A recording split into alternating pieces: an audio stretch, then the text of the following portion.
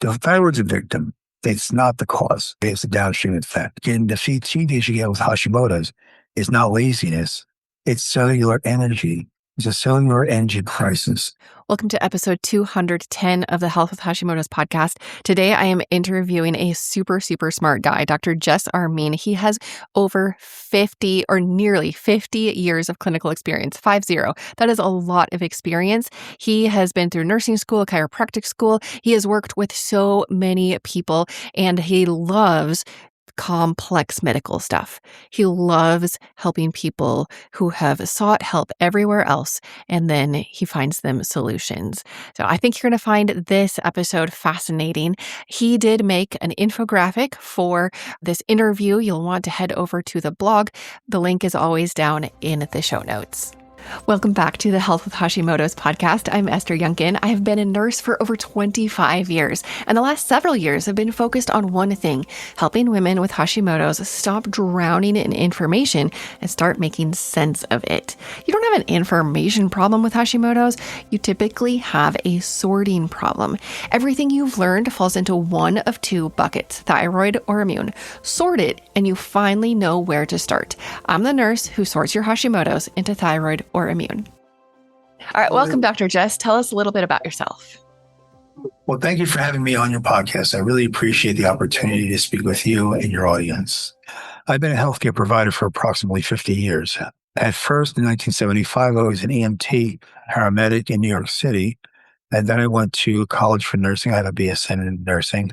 Most of my nursing career was in emergency department and intensive care, coronary care. I used to be head nurse for a coronary intensive care unit, and then decided to go to chiropractic school. I was going to go to medical school, but I noticed that I resonated better with chiropractic. I graduated there in 1986, and since then, I've been practicing chiropractic. Now, the first 10 years, I was practicing standard chiropractic, but became interested in a wider range of alternative medicine. And one of my children developed schizophrenia, which put me into a very steep learning curve. And I found that learning different things like genetics and neurology, endocrinology, immunology, mitochondrial function, and things like cell membrane stability. And what I did was I was in the forefront of all this stuff, okay, and starting to put this all together. My son, from being dysfunctional, is now a graphic artist, and he's got a full-time job, and he does very well. One of the most intelligent people I know. But I developed a system of looking at something, which I call bio-individualized medicine, which is just a name I put on this particular thought paradigm. And it knows that even when people who were told everything that was normal, they felt anything but normal. I had a lot of people like that. Okay, normal lab tests, and so why am I still sick? Okay. And I started seeing patterns, certain things that led me to the way that I practice now. My practice is complex, multifactorial illnesses that haven't achieved success elsewhere. And I'm very successful at that because I look at things from a different point of view. Yes, that is awesome. And your view includes the whole person. Like, you don't separate it out. Like, let's look just at your thyroid labs. You look at the whole picture. Yes. Exactly. So if you're meeting with somebody and they say, I have Hashimoto's and I have all these symptoms, where do you start? Well, I always start with their chief concern. Okay. And then we morph into taking an entire history, literally from the time they were a baby or actually in utero forward. Now, obviously, we don't remember that, but your mother would have told you stories and stuff like that over time. And I develop a timeline of how your health was when you were young, how your neurological system was working, whether you had multiple infections, that kind of stuff. And over time, I see a particular pattern, and when there was deviations from that pattern, well, I know that because, Hashimoto's is an autoimmune disease. And the sad thing about autoimmune is that the common wisdom is that it's incurable and it's chronic and it stinks to be you. Okay. And that's the premise. And I don't want to sound cynical or deprecating to my medical colleagues because this is the way they're trained. Okay. And they simply, again, have a different point of view. So when I look at everything, I look at everything. I'll go through all your prior tests. I'm not one of those guys that orders a bunch of tests where, you have to get these before you see me. And realizing that the thyroid isn't broken in my head, it is simply overwhelmed. And then I have to ask myself, what is overwhelming it? Where did it start? It's not only the root causes that engender the chronic inflammation, it is what that inflammation has done to the body. Now, some people express as thyroid issues. And of course, Hashimoto's is, the antibodies are up. So you know that the body's attacking the thyroid. You have to ask yourself the question, why would the body attack itself? If it were a true genetic problem, it would be present at birth. Why did it show up at a certain time? Is there genetic predisposition? Yes. Okay. But because you have the genetic predisposition doesn't mean you're going to get it. Something has to, if you will, kick it off. Okay. And so I start delving into that. And lots of times the relationship between, let's say, COVID, spike protein, or Lyme disease, or chronic candida, or things like that are now recognized as factors that would make the cells dysfunctional, that would result in chronic inflammation, usually through leaky gut syndrome and stuff, and then express as Hashimoto's, or express as mood disorders, or express as anything else. Okay? Because I look at those things as effects, not primary things. Hashimoto's, yes, is a diagnosis, but a diagnosis should point at a root cause. All they're doing is saying, hey, you have these symptoms. Okay. That fits into Hashimoto's. If you have OCD, that's not a diagnosis. Let me explain. A sore throat is a symptom. A strep throat tells me why you have a sore throat. Okay. That's a diagnosis. Obsessive compulsive disorder tells me you have this particular set of symptoms. It doesn't tell me why. Well, in psychiatry, they don't have a why. It's just, a set of, it's like autism. It's a roll of cosmic dice. Really? Oh, then how come in 1970 it was 1 in 10,000 births and it's now 1 in 34? Okay. Right. Better diagnosis doesn't explain that. All right. We all know that it's, various things in the environment. It could be vaccines plus. It's the conglomeration of things. So when I look at things from that point of view, when I consider the genetics and I consider a paradigm called neuroendocrinology, which is the neurological system, which puts out neurotransmitters, the endocrine system, which puts out hormones, and the immune system, which puts out things called cytokines and chemokines, they interact. They have the receptors for their systems, but the other systems have the receptors for each other's systems. So they're constantly talking to one another. It's one of the ways we balance our body towards homeostasis. When I consider that, so if it's thyroid, I'll look at adrenals. I'll look at sex hormones. I'll look at the neurotransmitters, and I'll look at the immune system. Because if what you're doing is not resolving it, I better look at the other systems, okay? Because they're going to be involved. I also look at the mitochondrial function, which is key, because mitochondria produce the energy that your body uses to function and to heal. Now, the constant argument about that is, well, how do you know my mitochondria is not functioning? I said, well, if you're ill, they're not functioning well. If you're standing up looking at me, your mitochondria are functioning to a certain degree. It's not on or off with the mitochondria. It's a matter of degree. Okay. So if they're working normally at, let's say 95, I'm going to just pull numbers out of the air, 95%, shall we say. Okay. And you get ill, an acute illness, and it pops down to 85 or 80%. Well, when that resolves, it goes back up. Okay. But when you have several root causes working, or something that is constantly affecting you, let's say mold. Okay.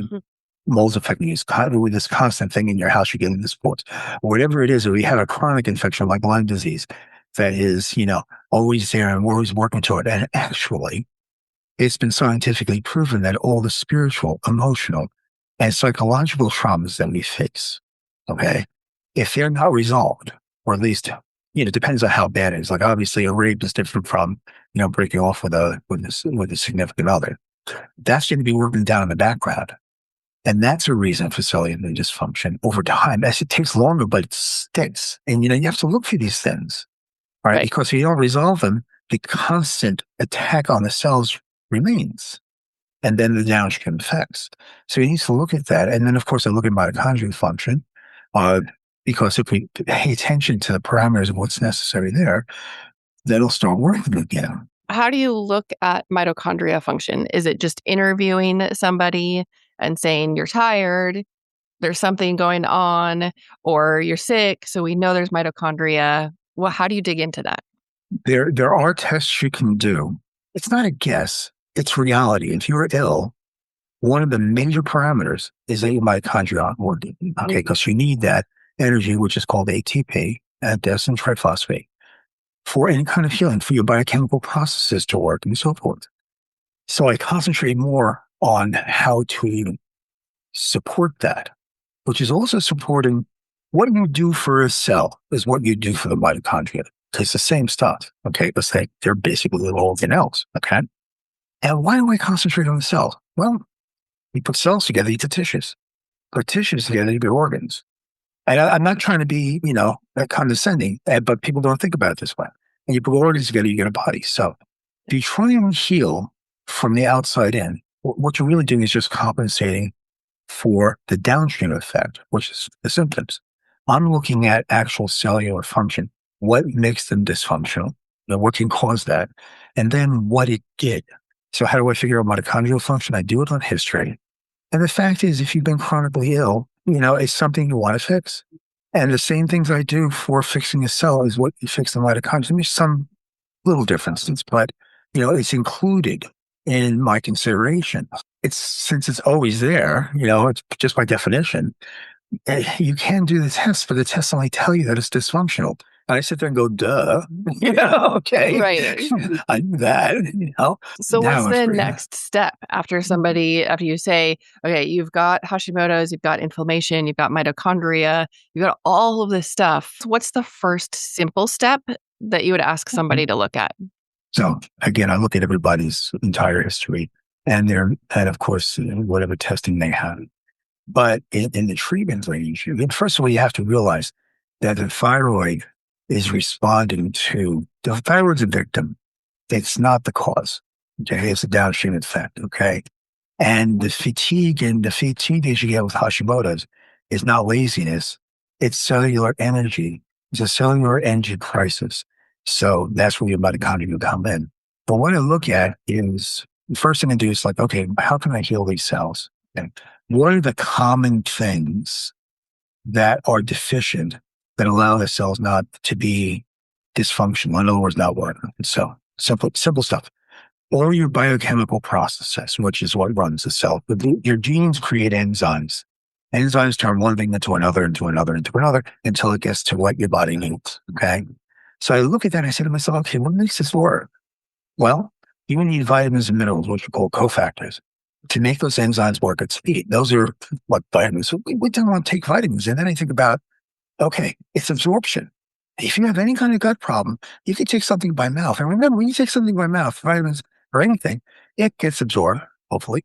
Okay, then it goes through the liver a couple times. Then it gets released in circulation. Then it's got to get into the cells, right? So I say to myself, how am I going to get these vitamins and minerals into the cells so the biochemical process can use it? I'll use liposomal vitamins, okay?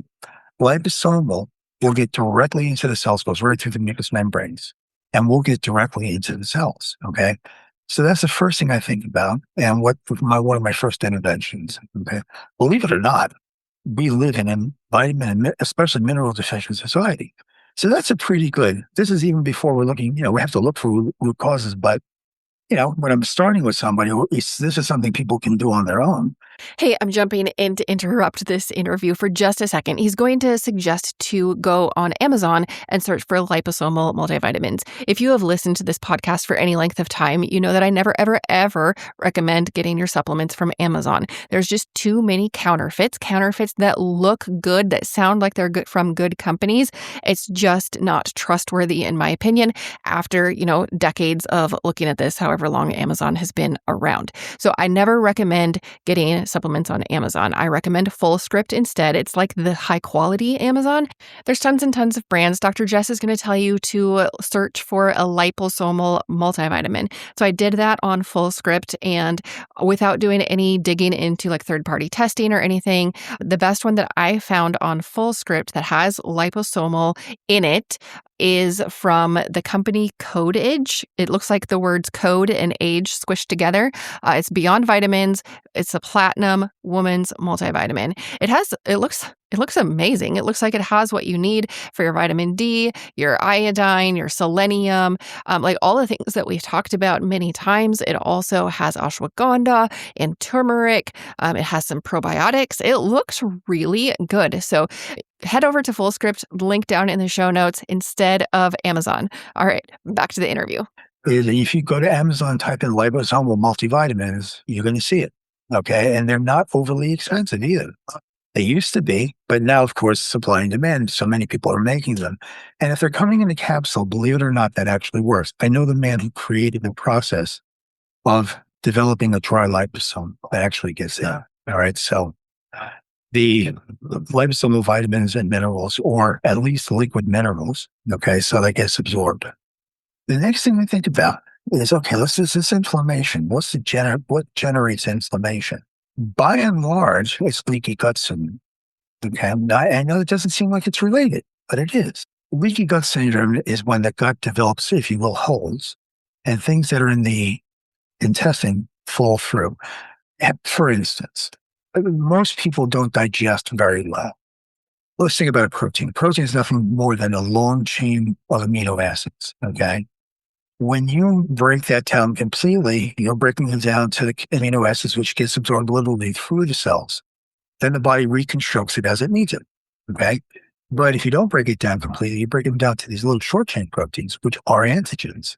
They go in, and your body reacts to them. That antigen-antibody reaction, that's what creates inflammation. And the more and more and more you do it, the bigger and bigger the inflammation happens. And generally speaking, you start seeing food intolerances. And as the inflammation builds, you start seeing autoimmunity, then neuroautoimmunity, and then things like dysautonomia, like POTS, and it starts affecting the autonomic nervous system. How about a treat for leaky gut? They're like, well, how do you know somebody's got leaky gut? Well, there are tests you can do. What if I presume you have leaky gut? If I treat you with some digestive enzymes and something to get that mucus layered back, like the fructooligosaccharides, things like Librium or inulin, or these alto-oligosaccharides or whatever, and I give you maybe some butyrate or maybe glutamine to help the cells heal and maybe balance that microbiome a bit, am I hurting you? But if you have leaky gut, good, and I either have a test that says you don't, or I don't believe that you have leaky gut and I don't treat it, am I hurting you? Absolutely. I'm letting the inflammation continue. So the common criminal here, the usual suspect, is leaky gut. So I treat that.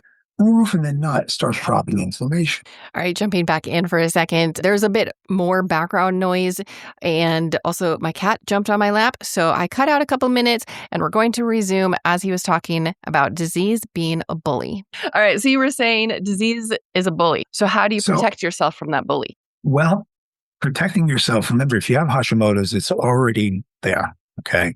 So you got to go backwards. Yeah, am I telling you not to take your medicines? No, it's dysfunctional. You need your medicines, okay?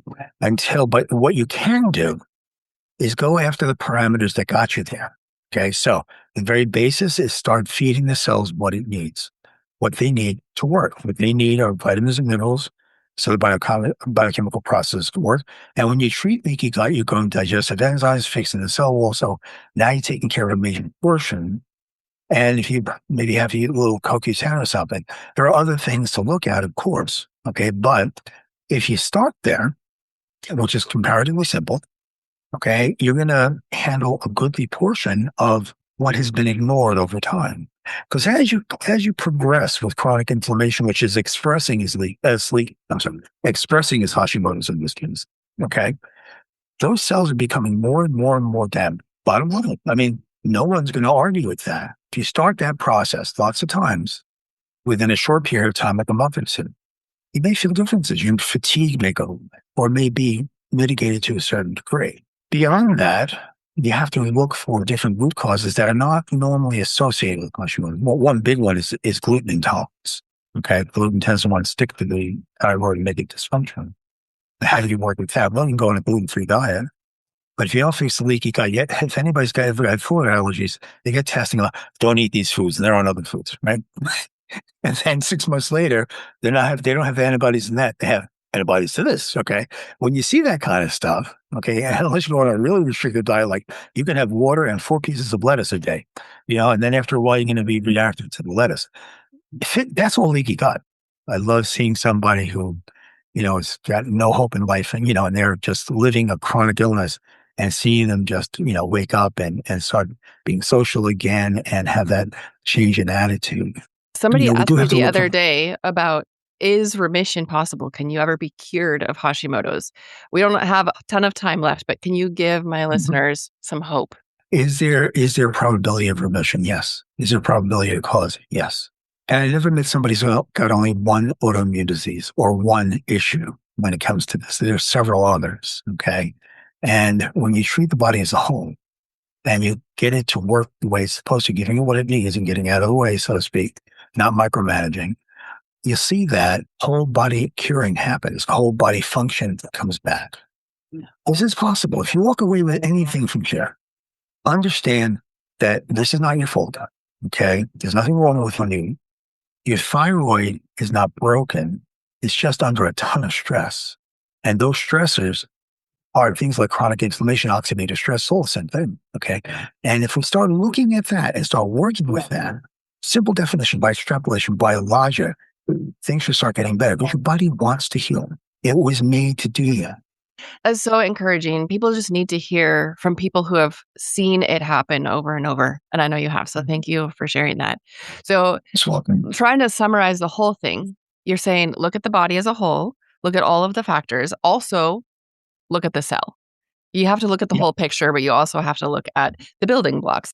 And then help calm down the inflammation, address the leaky gut, make sure your body is getting all of the ingredients that it needs, vitamins and minerals. In an absorbable form. Yeah. Yep. So that's a lot. And I love that perspective because you've seen people who have put all of that into practice and who have achieved their goal of feeling like themselves again, of not seeing any evidence of that disease. So overall, if there's only one thing, somebody comes to this podcast and she's overwhelmed, if she could only take one thing away from our conversation, what's the most important thing that you want her to remember? I want her to remember that she's not broken, that there are possibilities that could improve her life, significantly, which is, in this case, controlling this issue and the other issues that are unmentioned that are there, hormonal problems, stuff like that. It's possible to fix your body. Okay. It is not only possible, it's probable, given the way that it's normal. This kind of stuff is normal. So we'll go to one thing, understand that there's nothing wrong with you, that your body or the issue is broken, if you will, and you're dealing with a cellular energy crisis. You're dealing with things that have caused this that can be modified and can be fixed. That's it for today's episode of Health with Hashimoto's. If you're new here, start with my free guide, 10 questions to ask your doctor. It's linked in the show notes. If you've been listening for a while and you're ready to act, then check out Hashimoto's Decoded. It walks you through sorting everything into thyroid or immune. And as always, this podcast is for informational and educational purposes only. Please discuss any questions or concerns with your trusted healthcare professional. I'll see you next week.